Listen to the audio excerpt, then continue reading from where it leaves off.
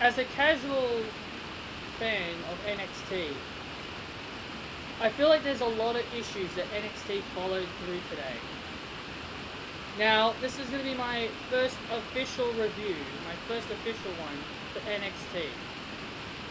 Now, I'm going to be completely honest with you guys. I really didn't feel... I didn't really feel a lot that happened on NXT today. I didn't feel like there was a lot that happened.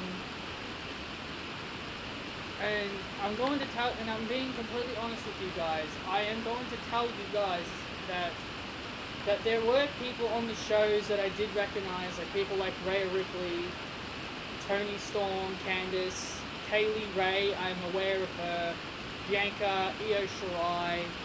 I mean, I know the Undisputed, I know Balor, obviously, from his time on the main roster, and Johnny Gargano, and there are people on the show that I did recognize and I did know, but there were people on the show that were like new faces to me, and I had no idea who they were. So I feel like NXT was decent, because I feel like the casual fan like myself, since this is the first time I've watched NXT, I can't sit here and be all like, oh my god, what an awesome show, you know, like what a lot of the hardcore fans of NXT would normally do when they come home from a show. I feel like the show's pacing was actually pretty good, I will say. The show's pacing was pretty good. But the match lineups, I feel like on paper, like I've said, like to the hardcore fan, the match lineup may be like, oh my god, can't wait. But to someone like me, it's gonna be like, I've never seen. This is something I don't know. Like I'm a casual viewer to NXT now, so NXT is new to me, and there are going to be things that I'm not going to like, and I feel like that's going to be a big issue for NXT for me, is that there's going to be so much that I am just not aware of. So we had Rhea Ripley start off the show. She came out to cut a promo about her big title win over Shayna Baszler. Thank God Shayna Baszler is no longer the NXT Women's Champion. Her title reign was so awful. And then we had Toni Storm, Candice LeRae, Kaylee Ray, Bianca Belair, and Io Shirai all interfering, all basically getting involved. And this all led to a 6-woman's tag. I mean, I don't want to sound like that fan, but this is typical WWE booking.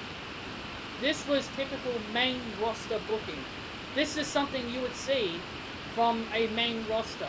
This was something you would see from Raw or SmackDown. And I know this is the first time I've watched NXT, but this screamed Monday Night Raw. This screamed SmackDown. Because that is something you would normally see from those shows. Someone would come out to cut a promo, someone would interrupt, and then another person would interrupt, and then all these interruptions would lead to a match. So, yeah, I wasn't a big fan of this for that particular reason. So then we had a 6-women's tag involving Rhea Ripley, Toni Storm, and Candice LeRae taking on the UK champion, Kaylee Ray, Bianca Belair, and Io Shirai. This was a pretty long tag team match. It was, I love me women's matches. I'm not gonna sit here and say it was a fantastic match. It was actually not all that great, but with the women that were in there, I will at least say the star power that was in that match actually did make it, at least enjoyable. So the big premise of this entire match was Io Shirai and Bianca Belair, where Io Shirai would accidentally knock Bianca Belair off the top rope, and she'd get a bit frustrated. And then during the closing moments where Toni Storm was about to, take the loss, Io Shirai was about to do her moonsault, I believe it was the Genius of the Sky they called it, or is that her nickname? I guess it's her nickname. But then Bianca Belair would tag herself in, and then she would try to do the KOD on Toni Storm, but then Io Shirai would do a springboard dropkick. Now this is what makes no sense. Why are Io Shirai and Bianca Belair all of a sudden having an issue with each other? This is something I don't understand. Like, I was very confused. Why do these two not like each other? Is it because Io Shirai bumped Bianca Belair? Is that why Bianca Belair doesn't like Io Shirai? Or Io Shirai doesn't like Bianca because of what Bianca just did by tagging herself in? I mean, like I said, I haven't been watching NXT on a week-to-week basis, but this really didn't look good. This really wasn't good on Bianca Belair. It made her look pretty dull. It made her look pretty weak, if you ask me. Bianca Belair would end up taking the pin from Rhea Ripley, because Toni Storm would eventually make the tag to Rhea Ripley, the NXT Women's Champion, pretty much dominating Bianca Belair here and finishing her with the Riptide. It was an enjoyable match because, you know, I love my women's division. I love the women's division. I feel like there should be more women's action, but honestly, this was a very confusing match, but it was very, very enjoyable nonetheless. Bianca Belair taking the L. Next we had Imperium take on the Forgotten Sons in the first round of the Dusty Rhodes Classic. Now, the one thing that I'm very surprised about is that WWE has the rights to Dusty Rhodes, considering Cody Rhodes is in AEW. Now, I've got a friend of mine on Twitter, no need to mention names. He told me that he told me that Cody Rhodes must have given WWE permission to use his name in WWE. So at least I'll give Cody credit that he is nice enough to allow WWE to continue the Dusty Classic. I mean, this tag team match, again, I don't know who Imperium are. This is the first time I've seen Imperium. Fabio Aichner and Marcel Barthel, I believe his name is, takes on the Forgotten Sons. I am aware who the Forgotten Sons are, but the Forgotten Sons are absolutely garbage. I am not a big fan of the Forgotten Sons. The amount of times I've seen them, I'm not really big on them. I'm not really a big follower of the Forgotten Sons. And by the way, for those who are wondering, in that women's match, I am aware of everybody. I am a fan of all of those women. Maybe not Bianca Belair. Bianca Belair, to me, is, you know, she's a good wrestler, but I don't think, I'm just not a big fan of hers just yet. So maybe that will change in the weeks heading forward. But anyway, back to this match. Imperium versus Forgotten Sons. Didn't really. This was the first round of the Dusty Classic. Imperium got the win here, taking out the Forgotten Sons. I mean, I didn't really care. Forgotten Sons, you know, that, like I said, they're garbage. I'm not a big fan of them. Imperium were pretty impressive, but overall, again, I'm still new to these people, so I can't tell you if I'm a fan of them or not. So next we have Austin Theory. This is a completely new face. I don't know who Austin Theory is. Austin Theory takes on a person who I have clearly got no idea who he is, and I think this is one of the issues with NXT. That, like I said, like I'm going to say, NXT are not using all of their star-powered wrestlers. I feel like if they had all their star-powered wrestlers on the shows every week, I feel like NXT would flow more better. Like, why do you think the main roster shows, you know, sure, the main roster shows may be bad at times, but why do you think they always have, like, their big star-powered wrestlers on the shows every week? Because if they have them on the shows every week, the shows will be enjoyable. Fans would know who they are, and fans would be curious to see who they're going to be in the ring with. But here in NXT, I mean, when I was watching this, like, the fans are reacting like they know who everybody is. Like, they knew who Austin was, they knew who Joaquin Wild. I'm sorry if I butchered his name, but fans seem to be aware on who all these guys are, but I'm not aware on who these two guys are. All I know is that Austin Theory he was very well known in Evolve, that one show in Evolve. That was something I was hearing that he was involved in. So other than that, don't really know much about Austin Theory. The match itself was, pretty average. And then Austin Theory would get the win with a TKO. So the next match was the Undisputed Era's Bobby Fish and Kyle O'Reilly taking on the Gallus, the NXT UK Tag Team Champions. Now, main roster get accused for having champions. Main roster gets accused of this all the time, for having champions take pinfalls. So why are you going to have your NXT UK Tag Team Champions compete in the Dusty Classic with the NXT Tag Team Champions? I mean, if your plan is to build... I'm not a big fan of having the Tag Team Champions in the Dusty Classic because the reason is because then they're going to have to lose. I mean, you can't really have the NXT Champions... I feel like having the NXT Champions win this Dusty Classic doesn't really make a whole lot of sense. I feel like the Dusty Classic, and this is my main gripe with the Dusty, this is my main gripe about this, is that the Dusty Classic should be used to create new stars, to create new teams, to create new bonds. And I mean, having Matt Riddle and Pete Dunne as a tag team, I'm not a big fan of Matt Riddle and Pete Dunne as a tag team. I mean, Matt Riddle's garbage. You guys know me. I've seen Matt Riddle at takeovers, and I've stated I'm not a fan of Matt Riddle. I think he's really garbage.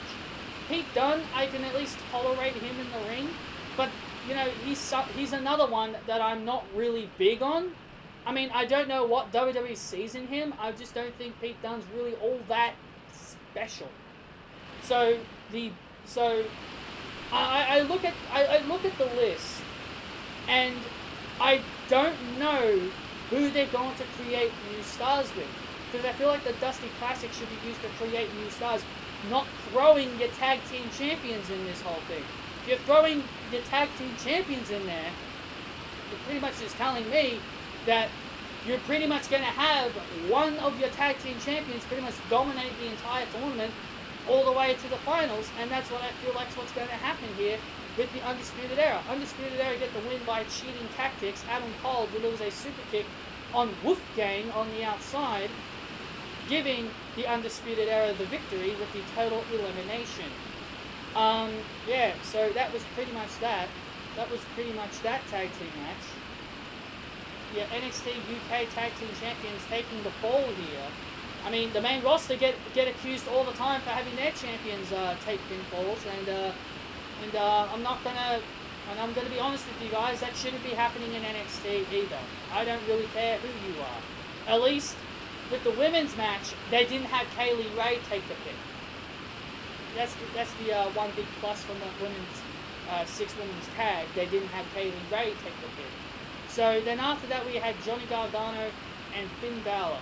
And in my personal opinion, this is probably the best thing on the show. Because, again, I'm aware who Johnny Gargano is, and I'm aware who Finn Balor is. Obviously, because we've seen Finn Balor on the main roster. I mean, Johnny Gargano, what he did here is that he was really trying to expose Finn Balor for when Finn Balor left NXT and got called up to the main roster. And Johnny Gargano was saying that I got that same phone call and I chose to stay here in NXT.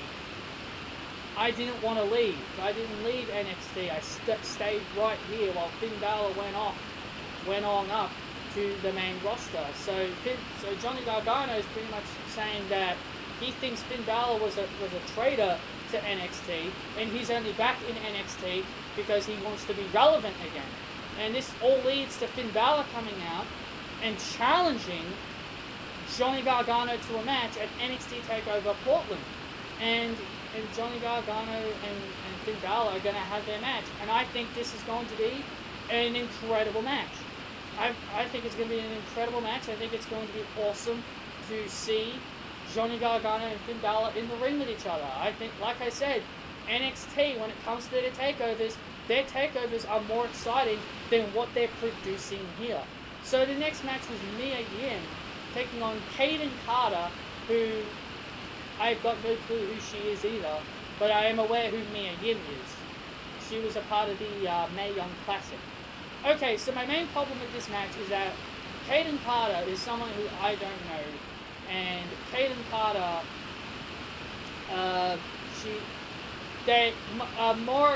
what's his name? Nigel McGuinness. So I'll get to the commentary in a moment.